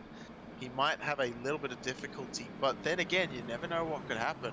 That inside line could definitely get checked up and throw another piece of just craziness involved in this one, and you never know how it will play out. But another thing worth mentioning is that Logan Jones and Matthew Fitz both just came down pit road, both then just recently getting new tires and maybe getting a tiny bit of fuel as well if they needed it, both of them coming out. But another interesting point on top of that one that I've just said is that all drivers currently that are on the racing surface from 1st to 13th, unfortunately we've had 4 retirees so far, but 1st to 13th all the way down to Matthew Fitz are on the lead lap. So everything to play for all of these drivers that are still out here tonight, and I think we're going to get ready for a very intense final couple of laps.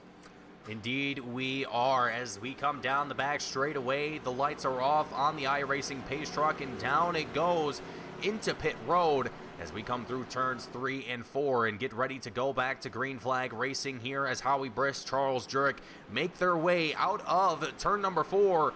And the green flag will drop here yet again here in Myrtle Beach, and away we go across the checkered line, heading off into turn number 1, and Tony Hilbrand gets sent sideways. It is a pileup right into the entry of turn number 1. Tony Hilbrand, Scott Shire, Jaden Hopp, Logan Jones, James Coulibaly, all going to be involved in this one, Gareth.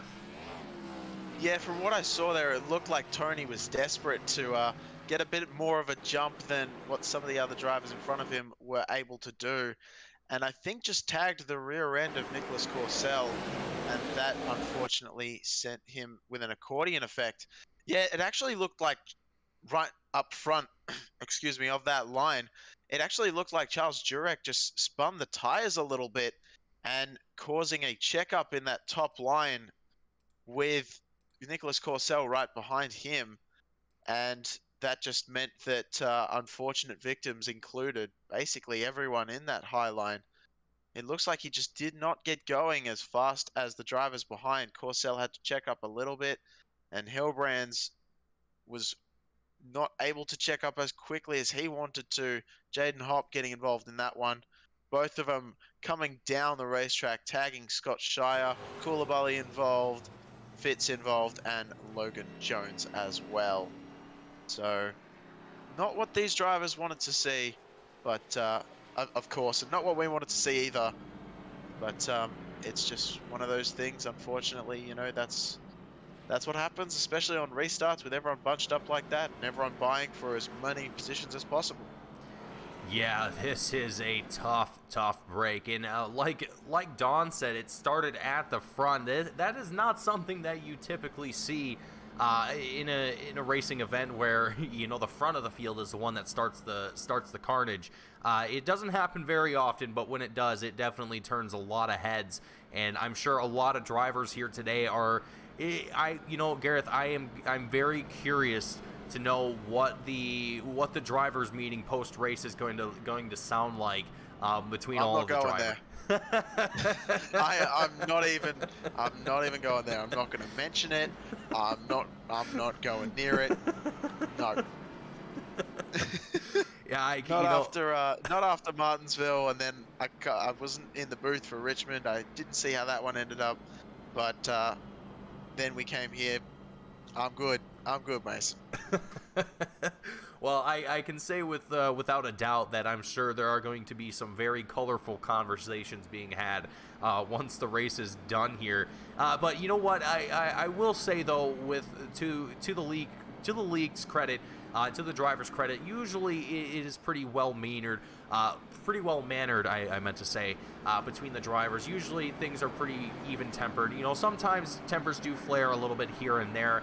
Some drivers getting a little bit heated, but you know that's the nature of the sport, of motorsports in general. You know, you can't find I would love to, love for people to point out the driver that isn't a hothead out on the racetrack. I mean, I think a lot of drivers are known for having a little, having that special switch that you can turn on, and suddenly they have some very interesting words to say as we go back to green flag racing. Gareth, it is going to be a exciting final 3 laps left, 2 laps left to go as we come down the back straightaway. Howie Briscoe looking to secure a little bit of gap, a little bit of distance between himself and the rest of the field as they navigate out of turn 4 and across the checkered line. It is the white flag flying here today. Last lap, last chance to dance as we come down the back straightaway. And Gareth, why don't you round us out? All right, well, Howie Briss is definitely in front of this one as Benjamin Lacey is trying all he can to get just underneath, but it's not going to be enough as Howie Briss is going to take away the lead at this one. And there are cars fanning out all over the place as they were desperate just to get to the line from what I could see there. Just getting the power down as quick as possible. The car not liking it, but they didn't care. They just wanted to get to the end. And we're going to have our top 3 consisting of Howie Briss, Benjamin Lacey, and Charles Jurek. So great run from all of these drivers, especially the ones that stayed here for the entire race. Stuck it out, and Howie Briss, at the end of the day, managed to take it home with a win. And just a hard-fought victory, I think. Yeah, I think Howie's going to be really satisfied with this one. His second race win of the season so far. His last win was at Martinsville a couple weeks ago, if you remember, where he took the win there. And again, another kind of short track that we have there at Martinsville, and coming here today at Myrtle Beach and doing much of the same. So Howie Briss doing very well here tonight and showing that he definitely has it. Still got it, still is worthy of being that champion, and still going to be putting up that fight. And we're going to see if the points have updated yet. No, they have not, so we'll have to wait and see if that updates over time. But let's take a look at our post-race results and get a look at where everyone finished here tonight, and get ourselves ready for some post-race interviews. Yeah, we definitely had some interesting events happen during this night tonight. But you know, Mason, I'd also like to bring up just quickly, you were talking about just before that caution ended, you were talking quickly about how some of these drivers do get a little bit heated and whatnot. You know, that's what happens when you're passionate about what you're doing and you're very heavily invested, you know, and you can't expect any less from these drivers. That it means a lot to them, and you know, tempers are going to flare, but within a minute or two, you find a lot of these drivers are back to normal. It's just the adrenaline's high and the blood's pumping, and you know, it happens, but you know, you get over it, you get ready to go to the next week, and you know, that's racing, and that's every sport. Yeah, absolutely. And I think that I think there's not very many places, not very many sports that you can go to and where you don't find people that aren't passionate about what they do. So I think that just goes with the nature of being competitive and so on and so forth. But Gareth, let's go ahead and let's get things going here with post-race interviews, and let's start off with Mr. Charles Jurek coming away in third here tonight. A very, very good finish here for the number 76 machine. And Charles, it has been a chaotic night here at Myrtle Beach. All kinds of developments throughout the race. And really, I mean, it's kind of hard for even us to kind of keep track of where everyone was throughout the race. But I can tell you, I've seen that 76 machine all over the track here tonight as far as position is concerned. Not necessarily swerving and whirving all over the track here. But Charles, I mean, walk me a little bit through your night and kind of talk to us a little bit about what you were expecting coming here today. Well, to be honest with you, I wasn't expecting that. Did some practice Friday. Literally just bought the track Friday. Ran the practice session. Wasn't very confident in it, but tonight was just trial and error, really. I went a lap down, fixing damage. Then every other caution we had, I always had to either come to a stop or I got just a snippet of damage or contact, and I wouldn't be the lucky dog. So then I stayed out, got the wave around, old tires. Luckily, we had a caution, got good tires and stuff. Just had to fight my way back up there. Man, that was tough. It definitely seemed like it was a tough night here at Myrtle Beach. And like I mentioned in the broadcast here, I know that you probably didn't hear it, but I was mentioning during the broadcast that these flat tracks are often some of the most difficult tracks that you can race on as far as short tracks are concerned, and really just tracks in general. These flat tracks definitely test the capabilities of every single driver, and when you realize that this was going to be one of those kind of tracks, I mean, what was kind of your well, I guess you kind of already explained it here, but I guess, did you expect for tonight to be kind of a caution fest when you started to realize that this was going to be a tough race, not only for yourself but for every driver here? Well, with these cars and this track in particular, you light them rear tires up easy coming off the corner. So it was all about managing really your rear tires coming off corner. Most everybody did pretty good that I was in behind. There towards the end, I think it was lap 163, I asked Howie, I was like, hey man, when did I start catching you last week? What lap was it? And he didn't realize I'd got right behind him. So that was fun. Well, it was a very, very exciting race through and through, and very exciting to see a lot of different faces being up there at the front and having an opportunity to lead some laps here, and really just get a chance to kind of fight for top 5 places here tonight. But Charles, before we let you go here and celebrate with your fellow drivers, teammates, crew members, anyone that you want to shout out and thank before you head out here? Well, y'all for broadcasting it. Y'all do a good job. So. Well, thank you very much, Charles. We always appreciate it. We always appreciate having you out here on track every single week, and we certainly look forward to seeing you next week, and hopefully be able to talk to you again next week. I hope so. All right. Well, thank you for joining us here, Charles, and we'll look forward to seeing you next week. All right. Thank you. Yep. All right, so moving on into second place here with Charles Jurek taking away third place here tonight. Up next, we have Mr. Benjamin Lacey, the number 7 driver, as Gareth, this is, again, another finish here from another unexpected driver up here in the top 3, Benjamin Lacey, after having a very, very interesting night. It has been a difficult race for every single driver, and I think, Benjamin, you can definitely include yourself in that category of having dealt with a lot here tonight. But Gareth, I'm gonna go ahead and hand it off to you, and Benjamin, I want to congratulate you on your podium here tonight. All right. Well, yeah, that was that was a very interesting handoff, Mason. All right. I feel like there was a question to Benjamin as well as handing it off to me. But anyway, Benjamin, first of all, hello, welcome. And second of all, I mean, how you feeling after that one? Like I stole a second place finish. That's kind of how I'm feeling on that one. It was a wild race. Well, I tell you what, it was a wild race from up here in the booth as well, but I'm sure it was nothing compared to being behind the wheel. You were one of those cars, though, we didn't see involved in too many wrecks. Was that really this, I almost want to say plan, but there probably was no plan, but was that the reason you were able to find yourself towards the front here? You know, I ended up getting involved in one of them, something, I forget what, before lap 100, I think. And then ended up going 2 laps down, as I said, I'm just going to take all the damage fix, and then come back out. And I was 2 laps down, hoping for some cautions to come through, and I didn't actually end up getting on back on the lead lap until I think maybe 20 to go or so. And then at that point, it's just moving on, and then there was a big wreck that I was able to avoid and get through, and that pushed me up there at the top, and then just kind of was able to sneak through some more. So, driving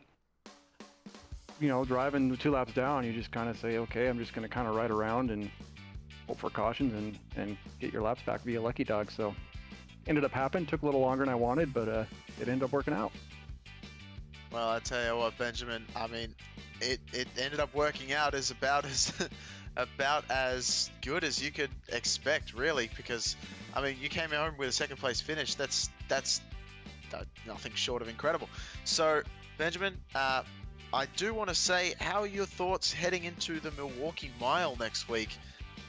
First of all, are you going to be there? And second of all, do you feel like short tracks might actually start becoming your thing after your performance tonight, or are you still a bit iffy? I like Milwaukee tracks, so I'm hoping to do well there. So time will tell. We haven't done a whole lot of tracks longer, and it seems like a half mile since I've been in this league. So I think it's definitely improving my short track skills driving in this league for sure. So we'll see how next week goes, but yeah, I should be here for that. All right, sounds good, Benjamin. I look forward to seeing you there. Anyone you'd like to shout out for the second place finish here tonight? Friends, family, sponsors? It's all up to you, man. Yeah, Filming in the Wild. Check them out, youtube.com/Filming in the Wild. Give them a shout out. They got some exciting stuff coming through and going on, so pay attention to them. Give them some love. Appreciate what you guys do in the booth and the admins of the league. And I got a question for you. I just wanted to know how those Sour Patches were. If they were good or if they were trash. Actually, genuinely, I'm glad you asked. And genuinely, they're actually quite nice. It's funny, I didn't know what to expect, but they arrived and I tried a few of them, and I tried one at a time at first, and then Mason told me I was doing it wrong and I'm supposed to grab a handful. So I grabbed a few, and yeah, it's a struggle at first because they're a lot more sour than I expected. I should have seen that one coming with Sour Patch on the actual name of the product, but they were nice. So, thank you, Benjamin. And I'm going to check out Filming the Wild once again, as I have done in the past, because like you say, they've got great stuff coming out, and I always love, if you've got any passion for photography and film work, yeah, definitely check those guys out. Great, So, glad you liked them, my man. And I appreciate the shout out for Filming the Wild guys, and it's always fun to come in and talk with you guys, so I love it. all right, sounds good, Benjamin. We'll let you go. Have a good one, my friend. You too. Alrighty, folks, so that was Benjamin Lacey coming home out of the booth, taking away second place here tonight. Last and certainly not going to be least here, Howie Brisk coming away with the win. The reigning champion finding himself with a win here yet again after coming away with a win a couple weeks ago at Martinsville, looking to secure yet another win here again tonight at Myrtle Beach. Howie, it was a difficult, brutal night here at Myrtle Beach, but the 97 machine held true, stayed confident, and really just stayed extremely clean out there tonight. I mentioned it a little bit during the broadcast that the consistency that we've seen from you both last season and this season, I think, is what really kind of played the biggest role in your win here tonight. What do you think led to your success here tonight? What was kind of the biggest thing that you think helped push your way to victory lane? I think it was kind of the short runs, because on the short runs I could just really attack the corner, and that's kind of how I drive. I kind of like to attack the corner, kind of burn up the right front, even though I don't even try to, but the track just kind of suits my style of driving, and I think with those short runs, it kind of helped. Of course, with the long run, you kind of started to see me fade a little bit, but I was kind of glad that we got that Miller got that speeding penalty, and then I was able to get back out front right towards the end. But yeah, this track, it kind of suits my style of driving a little bit. I kind of like it. Yeah, it really seemed like you were clicking off laps very comfortably. You seemed in your element, and it was really exciting to watch you out here tonight. You really had some great battles out there for a while, and a couple times where you had to fight your way back up to the front there. But again, you kept calm, you kept steady, and you just kept doing what you were doing, and you did a phenomenal job. Looking forward though, heading next week to Milwaukee, we head to the Milwaukee Mile. What do you kind of expect next week, and do you hope to see similar performance there, or what's kind of your thoughts on Milwaukee?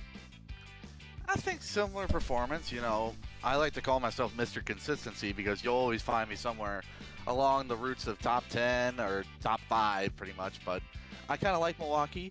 I've done good there in the past, but I don't know. Hopefully I could get a win. That's what I'm hoping on. If I do, then yeah, I'm definitely going to close the points if I do win there. So, yeah.